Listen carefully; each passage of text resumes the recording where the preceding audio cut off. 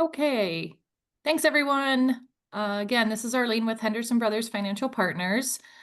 Just thanks for joining our webinar to begin with, and thank you very much to have our parent company, Henderson Brothers, bring this message to you. I'm just going to run through a few housekeeping items before passing it over to Amy. At the end of this presentation, a survey is going to show up on your screen. We ask that you take a moment and complete that. Amy's going to go over a lot of information today. So if you have questions, you want some follow-up information, you want to book some time with Amy or your financial advisor that you work with, the survey at the end of this presentation is where you can ask for that. And if you do ask for follow-up, please make sure to include your contact information. It will be the last question. And then we will follow up within the next few days.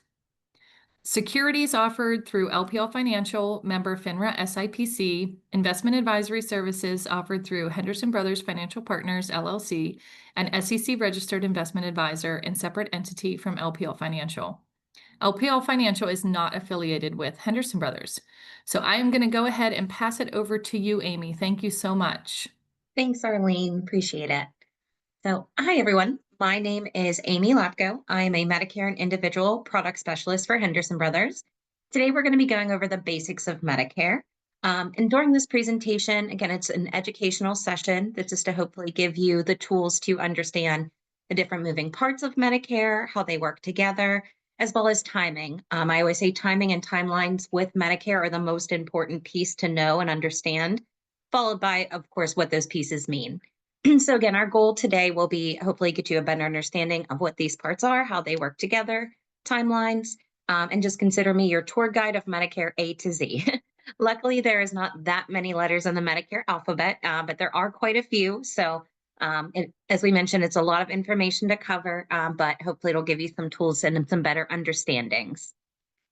So whenever it comes to Medicare, the first portion is always who qualifies. And in most cases, it's the common category of someone who is aging into Medicare, which happens at the magic number of 65. So at 65 is usually when someone usually becomes eligible for Medicare initially. There are other ways someone can qualify, though. So people under the age of 65 with certain disabilities, such as Social Security disability, after 24 months, someone is entitled to Medicare, even if they're not 65. And then people of any age that have end-stage renal disease is another category that you can qualify even sooner for parts of Medicare. So it's not just a one category situation. Again, there are many ways someone can qualify. So when we talk about Medicare A to Z, the parts of Medicare, the reason we say that is just like the alphabet, Medicare follows a very similar suit. So it starts right at the top with Medicare Part A. Now, Medicare Part A is listed here as hospital insurance, also known as brick and mortar coverage. I like to refer to it as extended stay Part A. So if you think of anything you have medically done overnight, not same day, usually falls under Part A. So that's going to be inpatient hospital stays, skilled nursing, home health care, hospice, for example. Something extended usually falls under this Part A umbrella.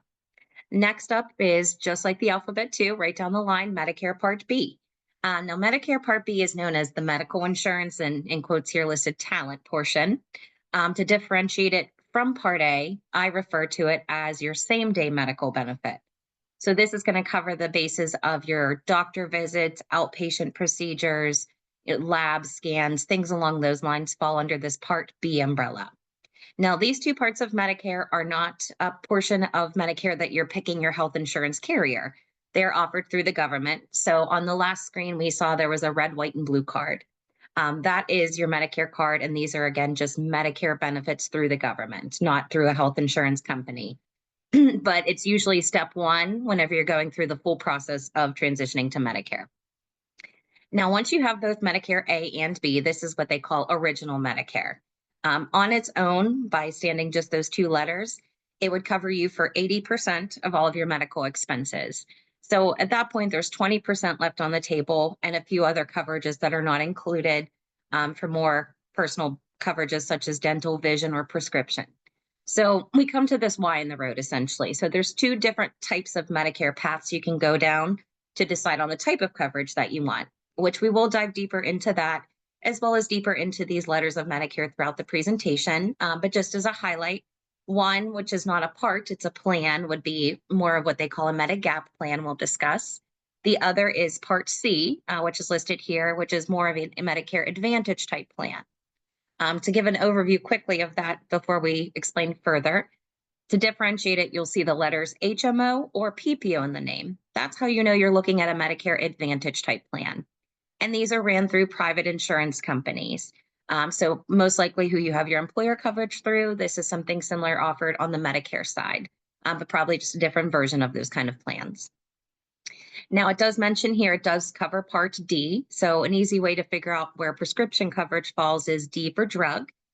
So again, a lot of Advantage plans may have this benefit included, but going more the traditional Medigap route, which we'll explain, or other plans may not include Part D drug coverage. So that's why we see right to the far right, Part D is also standing on its own, because there are two ways where you can get your prescription drug benefit, which we'll again dive deeper as we go. But first things first is obviously when to even enroll into Medicare. And everyone's situation is different, depending on your particular scenario. So if you are retiring prior to the age of 65 and you and your spouse no longer have employer coverage and you're aging into this Medicare or qualify for those other reasons sooner without employer coverage, then ideally you want Medicare A and B to be in place the first day of your 65th birth month, and then add on the additional plans that you would need. Everything with Medicare is always on the first of a month, so something to keep in mind if you're retiring or if you're aging into Medicare and you have an old, maybe old Cobra plan or something that's ending, the timing of that is always going to be on the first of the month. Now, after the age of 65, this is where you have more options because we always get the questions, I have to sign up for something with Medicare, but it really depends on the person and their situation. So the key things to look at if you're working past 65 and you're covered through yourself or your spouse's health insurance through that employer is what they call assumption of benefits. And what this means is how many employees does the company have? If there is less than 20 employees within the company, then Medicare assumes to be your primary payer, primary insurance. It kind of flips. And then your employer coverage generally becomes your secondary benefit. Now, this rule applies only specifically to different insurance companies. So it's not like a rule across the board that every insurance company abides by. There's only certain ones that do say, well, because of Medicare says, they should be primary. Now we say you do too. The biggest thing is if that is the case for you, always checking with your health plan administrators to make sure that they don't follow the assumption of benefits. If they say no, then again, this rule would not apply. But if they do, something to keep in mind of Medicare becoming your primary insurance. Now, if you're with a company greater than 20 employees, then Medicare becomes your secondary benefit. So your benefits through that employer, if you're still working and through their coverage, remains as is, business as usual, as I call it. So it works as it always has for you. You continue to use your same card for everything. But if you did sign up for any of these additional parts of Medicare, they would just be considered your secondary benefit to maybe pick up leftover costs, which we'll explain. Now, the only way this rule is different is with Social Security disability. The number of employees bumps up to under 100. So again, if somebody's on here that may have that Social Security disability component, something else just to double check of that rule being followed, and again, through the administrator for that. Now, in this case, again, some people may pick up parts of Medicare just to have as a secondary benefit, especially in a larger company setting. Because why not? A little extra coverage never hurt, right? But there are certain things that you need to know to make sure to avoid certain penalties or issues you can run into, which are geared towards health savings accounts. And as we see here, if you are still employed and you decline Medicare, meaning you just don't sign up for it usually, and you have a health savings account tied to your employer's plan, you can keep contributing. Employer contributions can continue. Now, if you do decide to take Medicare and you are on a high deductible plan with an HSA, not to be confused with a flexible spending FSA or HRA, those are okay with Medicare, only health savings. Basically, those contributions usually need to stop because they can then tax you, or sometimes they call it a penalty, but it's actually an excise tax of potentially 6% on any HSA dollars that were put in while you were on Medicare. And then there could be other tax implications as well. So a small amount is okay, if you went over a little bit, because how they determine it is if you are on a plan for 12 months and your Medicare is kicked in for 6 months of the year, you can make half of the full year contribution amount, and be okay. Anything over that for when you dip into the 6 months on Medicare is what's subject to that tax. So again, it's not every dollar for that year, only the months that Medicare was in place that HSA dollars went in. So again, timing it accordingly is really beneficial because the benefit of an HSA is the tax-free dollar. So we definitely don't want to lose on anything if we don't have to. So in the case of somebody that continues work, keep their employer coverage, contributes to an HSA, if you work past the age of 65, because like we mentioned kind of a bit, we'll go over a little more. Medicare generally starts first day of your 65th birth month. That if you are, say, over 65, 6 months or greater is the big number, that if you continue to work and now you are applying for Medicare, which timing we'll go over, but it's usually 2 to 3 months in advance of when you need the benefit to begin. What happens is the month that you apply for Medicare, if you are over 65 and 6 months, the Part A hospitalization benefit that we mentioned, the start date on that card actually will go 6 months back from the month you physically started to apply or submitted your application.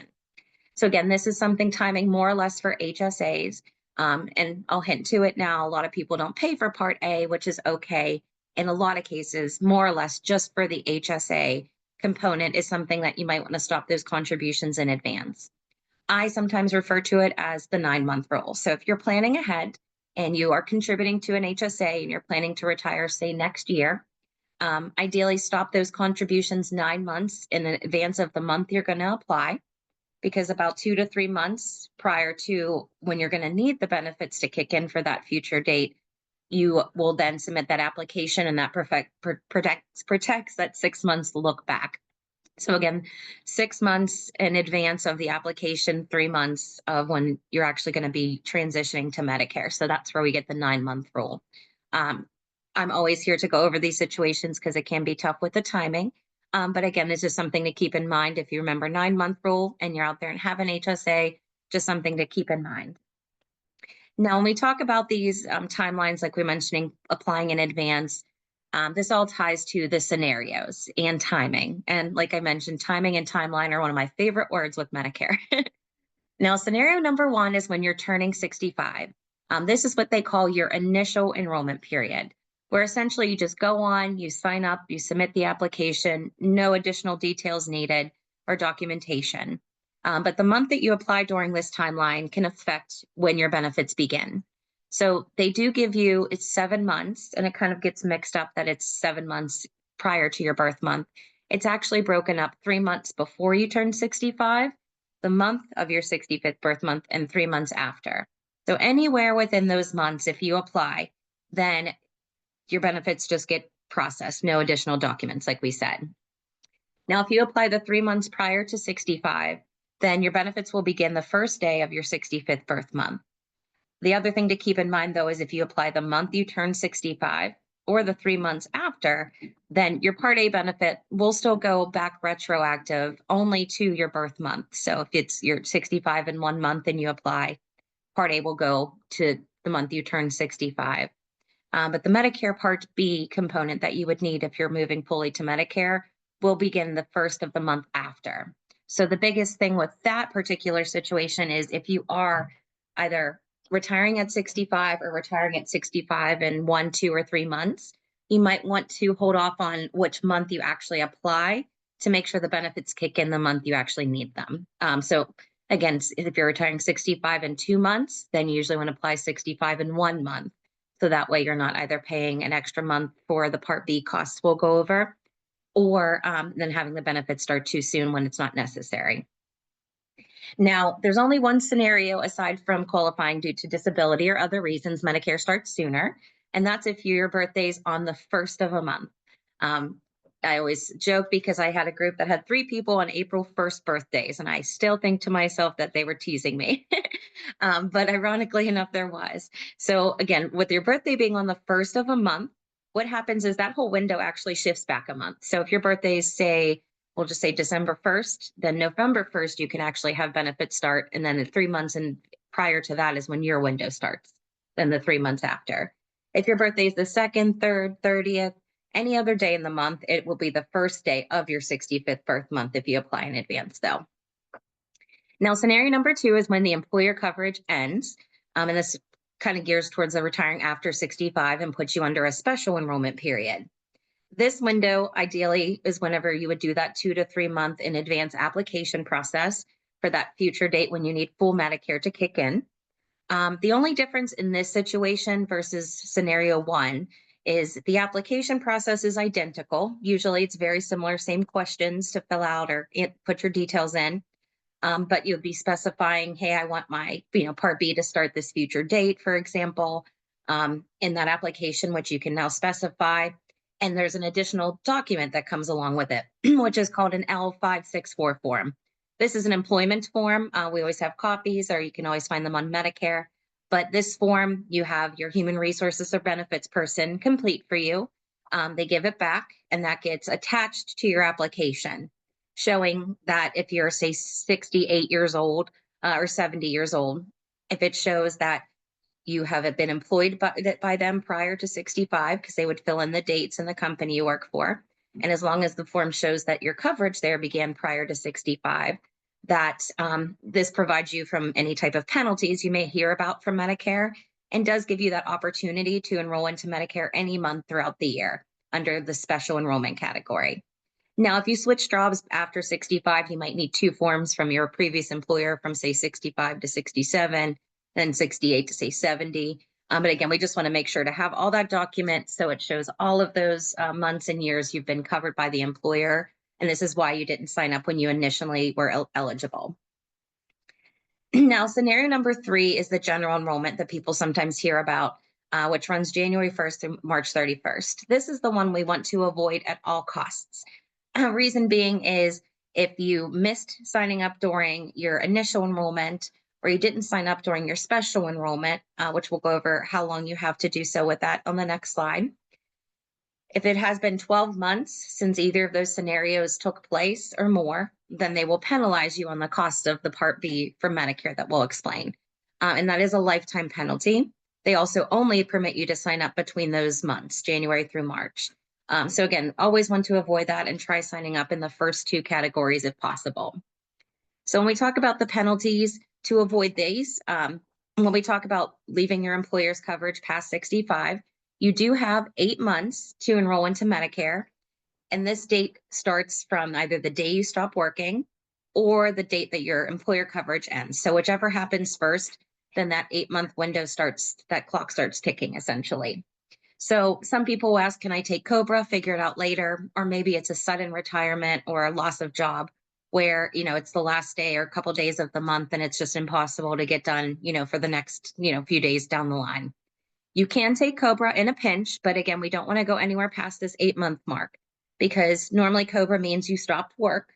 So that 8-month window begins. So again, as long as that form that you mentioned you get filled out shows that either the coverage ended or you're still employed within 8 months of when you actually are applying, then you're protected from the penalties. So again, the key to the penalty is for pretty much this form at any point throughout the process. But again, we want to try and avoid going anywhere past 8 months from work stoppage or employer coverage ending, or we fall into that, limbo of potentially gaps in coverage and not having our benefits being penalized. Now, Medicare Part A, we're just going to go over because we're talking about costs here. And this is going to be the more in-depth overview, because obviously that's the big question, is how much does this cost me? So as I mentioned, I kind of hinted most folks, you don't have to pay for Part A, but there are requirements to get this premium free benefit. So that is you or your spouse have worked 10 years or 40 quarters. They also call them credits. But as long as that is the case, it can be broken up. Then they don't charge you for Medicare Part A. So that's pretty short and sweet. Now, if you are using your spouse's credits, say you didn't work the credits, you can still bounce off of your spouse and still be able to get Part A free. It's just a matter of how you sign up is going to be a little different. So when we talk about enrollment into Part A, any part of Medicare usually is a manual process. The only way it comes automatically for most is qualifying due to like disability and stage renal. Again, one of those qualifications. The other category is Social Security benefits. So you can take that as early as 62. And if you do that, and then all of a sudden it's a few months before you turn 65, you get this magic Medicare card in the mail. And I tend to get this call as, hey, did someone steal my identity? What happened? I got a Medicare card. I didn't sign up for this. The reason usually is because you collected Social Security. That also would be the case if you work past 65. Maybe you collect at your full retirement age or at 70 and you're still working. At that point in time, this automatically would happen if you collect Social Security first and didn't apply for Medicare. The other piece to note for this too, though, just like we mentioned the 9-month rule for Medicare with the Part A retroactive, the same rule applies for Social Security and HSAs, health savings accounts. The month you apply for Social Security, if you didn't take Medicare at all, they automatically sign you up for that Part A, like we mentioned, and it'll go back again 6 months. So 9-month rule applies to Social Security and HSAs, just like it does for Medicare only. Now, again, if you're going to be using your spouse's credits, like we mentioned, they didn't have enough, you can apply in a different way. Because if somebody is using their own credits, you can apply online by making a phone appointment, going to your local Social Security office. If you're using someone else's credits, then you would need to call and make an appointment via phone or via office. You would not be able to apply online. Reason being is they need to verify the credits that are being used. Sometimes those appointments can schedule out about a month. So just timing wise for that scenario, again, if you're going to have to use someone else's credits, if you don't have enough, just make sure to call well in advance of when you need to apply so you can get that appointment in time. Now, Medicare Part B, this is going to be the one where the costs start to come into play. Now, the costs are determined on income. For 2025, the base rate is $185 per month. For 2026, their projection that they're saying, which is almost locked in, is $206.50 per month. So this number goes up every year. And if you sign up 1 year, it's not that your rate is locked in. Everybody's rates change every year. So the way that they determine this is they look at your modified adjusted gross income and they do a 2-year look back. So for this year, they are looking at what was on your 2023 tax return. They pull it automatically. You don't have to provide it for your 2025 premiums. Same thing would apply if you're applying in 2026 for 2024. As of this week for November, they have yet to release the brackets for next year. So we will base this off of this year just to give you an idea. So how it looks is if you file individually and you make under 106,000 with your modified adjusted, or under 212,000, then you pay $185 per person per month. Everything with Medicare is an individual rate. Now we will see there's higher income brackets, and these income amounts, as well as the premiums, again, are subject to change for 2026. At this point, though, if we are in a higher bracket, let's just say we're at $140 individually or $300,000, just an example, for filing jointly.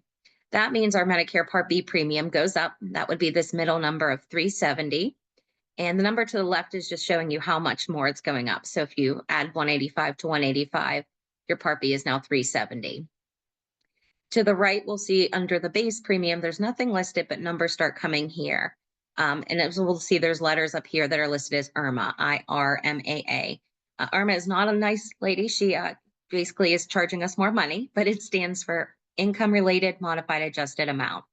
So in this situation, they're basically telling you how much they're surcharging you for medical, as well as how much they're surcharging you for prescription like D coverage. Now, D IRMAA does not give you prescription drug coverage. They just basically have to tell you where the money's going. But at the end of the day, when you get your bill from Medicare, if you're in a higher bracket, you would get one at the end that would be totaling this $405.30 if we combine these two. Now, for somebody that is in a higher income bracket, maybe because you worked full time, got a bonus, or sold a business, 2 years ago, whatever it may be, but now your income has decreased to maybe 100,000 or 200,000 for joint, you can't appeal that. So it would take 2 years for them to do the look back, which happens every year in the fall, to determine how much, to reduce your cost of your Part B premium. But if you'd say, just for example, coming up on 2026, you're retiring end of this year, first quarter of next year, that your income is decreasing, there is a form to appeal that. SSA 44 is the actual form number, but it's something we can help you with as well.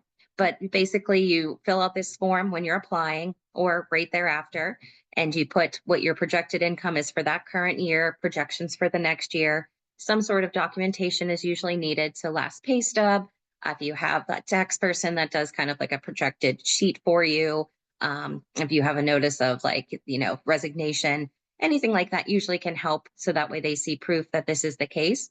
And then they will reduce you down to that lower bracket real time. So it'll happen that year versus waiting 2 years and paying higher premium that you don't need to pay. So it's usually not an ask as long as the documentation is proven and is correct, then you are going to not stuck paying that higher premium for longer than you need to be. Now, like we mentioned in the last slide, Part D coverage is not in that benefit. It's just, again, where the money's going, where they're giving you that modified amount increase in those higher categories. But when we mentioned at the beginning that there's usually two ways, usually with a Medicare Advantage, MAPD, that's how you know it has prescription drug PD. Those Advantage plans have drug coverage, but going with more original Medicare options, they do not have drug coverage. So no matter which way you get your prescription coverage, the biggest thing to look at are the administration. So how they are varying plan to plan through their private insurance company categories are usually the formulary.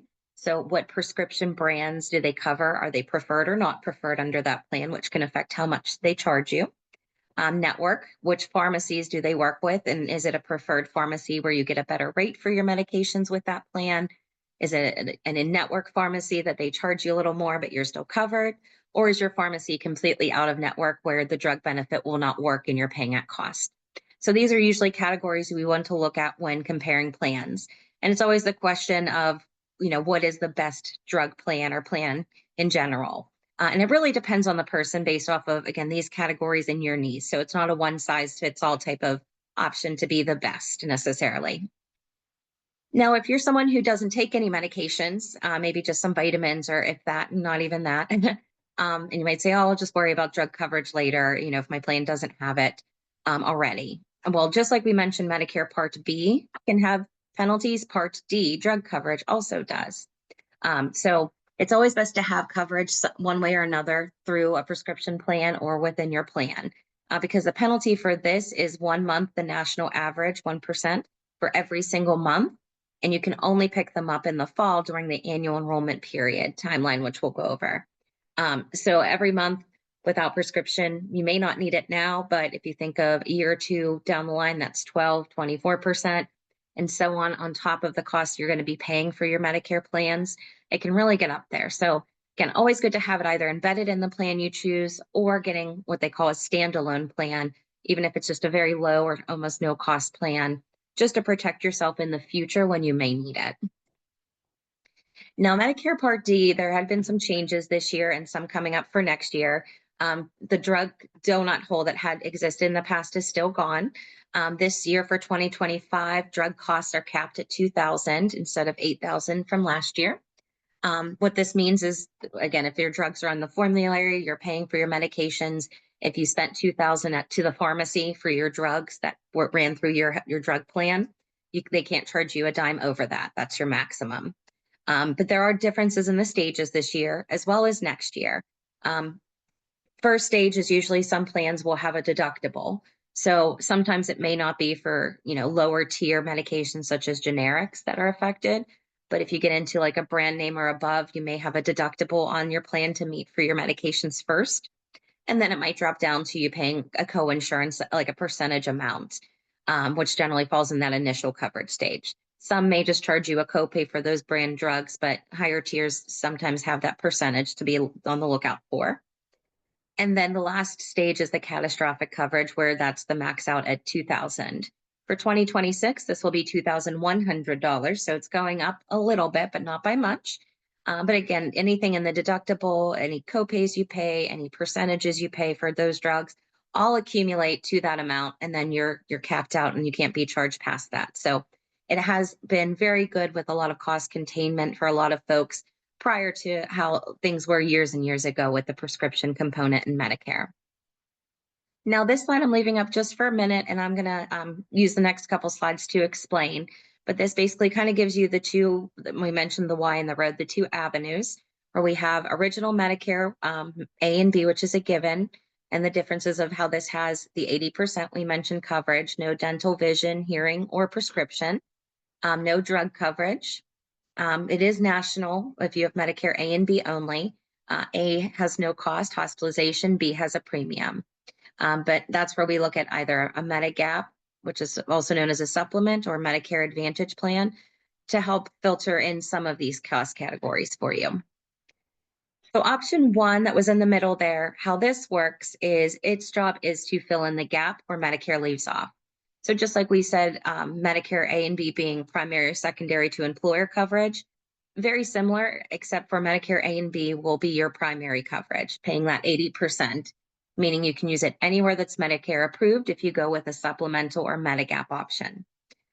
Then from there, you would have a second card through the Medigap company that you would enroll into, and their job is to cover that 20% gap, essentially. Some of the plans may have a small deductible. The drug or Part B deductible for 2026 is showing to likely be $288. But sometimes that's the only cost that you have. There's a couple different versions, but for the majority, you usually have just a small deductible, and then you pay zero because the plan will now kick in and pay the full 20% difference. And going this route, because Medicare A and B are paying the bulk of the bill, you can use it anywhere that's Medicare approved across the US. So it's a little over 90%. Usually they say nowadays that accept it. So it's not a limitless umbrella, but it almost is. So, if you need that flexibility, multi-state coverage, and with no approvals or anything needed, then usually these kind of plans are beneficial in that aspect. Now, Medicare Advantage plans are option two. So it's either you go with the Medigap route or Medicare Advantage. The Medicare Advantage plans are through the private insurance, and as we mentioned, have HMO or PPO in the name. Medigaps are usually plans. So it might be a plan N or a plan G as in golf, for example, or plan F used to be around two. But these plans are going to be HMO PPO. And what that means is the network. So Advantage plans are network driven type plans, just like an employer plan. So are my doctors and hospitals and facilities I need access to, are they in network with the plan so I am covered, or are they out of network? That's one thing we always like to look. So checking doctors as well as your medications and pharmacy are always very important with this. Then from there, these plans are also, I would say, copay based for the most part, where usually compared to a Medigap plan, they can be less expensive per month. But instead of just having a deductible to meet and you're done, these options you kind of pay as you go a bit. So per service, a specialist, maybe there's a copay involved. If you have an outpatient surgery or a scan, it might be a copay that you pay for those services. Usually they're fairly minimal, and there's usually no high deductibles on most of the plans out there. Might be one or two, but they might not get picked much. But these particular plans, like I said, you pay per service, usually to a maximum, just like an employer coverage. So, could be a 55, 65, 7,500 maximum with all those copays accumulating. So you do have protections on these as well. It's just a little bit higher, but you are generally paying a lower monthly premium for the majority of options. Now, these are beneficial if you want kind of a one-stop shop plan, because most of them will give you a benefit for, say, dental, vision, hearing, wellness programs. And again, you normally do have the prescription drug benefit included too. So the biggest thing, like I said, if you're in a system and you're using doctors, say within that network, maybe you just need more emergency care, traveling, things like that. These kind of fit the Swiss Army knife, as I mentioned, all in one, where you use one card for everything and you just pay those copays along the way as you use them. So some people find this more beneficial, but again, each option really depends on the person on which one fits their mold best. Now, timeline again, one of the favorite words. When we talk about the options and making decisions, there's always the question, if I pick something, am I stuck for life? Can I make changes? So between October 15th and December 7th of every year is the annual election period. During this window, if you are in an Advantage plan or you have a standalone prescription drug plan, this is the time that you can switch it every year and have your new plan, if you change it, start the first of the following. Most times, if you like your plan, if you're already on an Advantage plan or a drug plan, If it still works, in most cases, it renews for the next year unless you receive something from that health plan that's saying otherwise. So a lot of times these carry over, or you just make a change as needed if you want to. And there's no questions about it, no medical underwriting for that portion. It's just you sign up during the window, you get the plan for the first of the next year. Now, when we talked about the Medigap options, something to be mindful of is those, because they're a richer benefit for that national coverage and they're not really charging you much out of pocket for any services, just usually that deductible, and mostly that's all. Those options tend to have about a page and a half ish of medical questions. They look at your medications, height, and weight. So they do essentially a medical underwriting on you, unless you're considered new to Medicare, which is usually triggered by either turning 65, also your Medicare Part B starting. Because some people may sign up for Medicare Part A, the free part. Again, take advantage of that because why not? Maybe hold off on Medicare Part B because again, the premiums we mentioned may not be necessary with the employer coverage. So that's where some people have Part A early, sign up for Part B later. Some may sign up for A and B all at the same time whenever it gets closer to their retirement. But usually the questions are geared towards that Part B. And they normally say within 6 months as of now that, if those benefits are starting, you get one free pass where you just can bypass disclosing any medical history or details. So you're kind of accepted in, and they can't kick you out as long as you pay your premiums. So if you go the Medigap route and want to go to an Advantage plan, the same timeline you see is the same thing. So this is where you can pick up an Advantage plan if you want to now remove off of a Medigap or make a change into it. Now, if you start with an Advantage plan and want to go to a Medigap, that's where the medical underwriting would come. So if you don't take it right away, you want to try apply years down the line. That's where, again, you may be subject to the underwriting process to be reviewed to be approved at a higher risk standard rate, they may call it, or they may deny the application altogether. No matter what, you have the Advantage plans to fall back on, though. Again, they're never medically underwritten.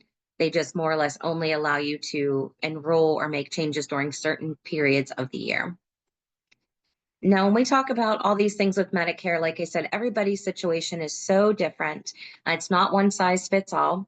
So you talk to 5 different people, you'll probably get 5 different answers of what is best for them. But that's where I'm here to help you filter through and play detective to narrow down those options for you. But again, this was really a lot of information, because of the masses, we're just going over those educational pieces. So I really hope everybody enjoyed everything I went over and you got a little bit of knowledge on Medicare. If you feel overwhelmed, not to worry. One of my first bosses ever always said to me, sometimes you have to hear something 3 times before it sticks. So if it's your first time listening in and it seems a little, overwhelming, like I said, not to worry. I'm here to help filter through. We do these every year. So we're always here to guide you and give you the answers for yourself. Always happy to set up those tableside conversations. As Arlene had mentioned, you can always put your details and I will be available. I just wanted to share some resources before we go. Social Security, if you are planning to go into Medicare somewhere in the future and you've never created an account before, the process to enroll in Medicare online, if you want, has changed a bit. So they do require you to either have a login.gov or ID Me account. So sometimes it's a process to get those accounts created. So if you want to do that in advance, by the time you get to the time of applying for Medicare, the application's probably like 10 minutes, very short and sweet. But normally creating the account's the hardest. You can also view the status of your application on Social Security.